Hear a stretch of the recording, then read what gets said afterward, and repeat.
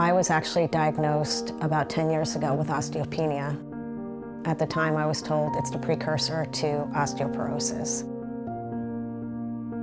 About 10 years later, I went to see my gynecologist, and she said maybe it's a good time to have another bone density study.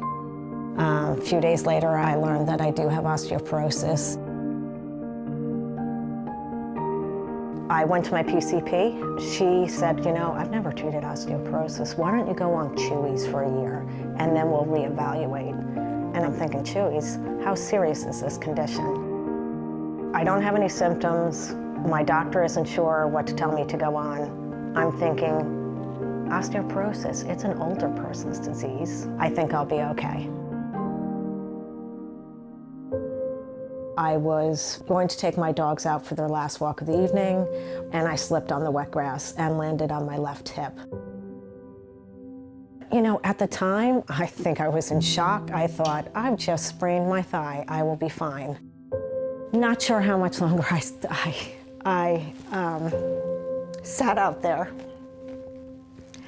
But I crawled back into my place and made sure dogs were okay. Crawled up and down the stairs a couple times, and by the middle of the night, the pain was so excruciating. I knew I had done something more than a sprain. At 6 a.m., I called an ambulance, was taken to the hospital. By about 8 a.m., I was diagnosed with a broken hip. I had a partial hip replacement. I was overwhelmed with emotion and concern about how I was going to handle this. While I was in the hospital, 2 of the orthopedic surgeons on the team said, you need to treat this. You need to be on medication. And I can tell you, when I went back to the GYN office and shared my story, that physician said there's a lot of confusion in the field about how to treat osteoporosis. You could be helping your mom, your grandmom, your sister, your wife,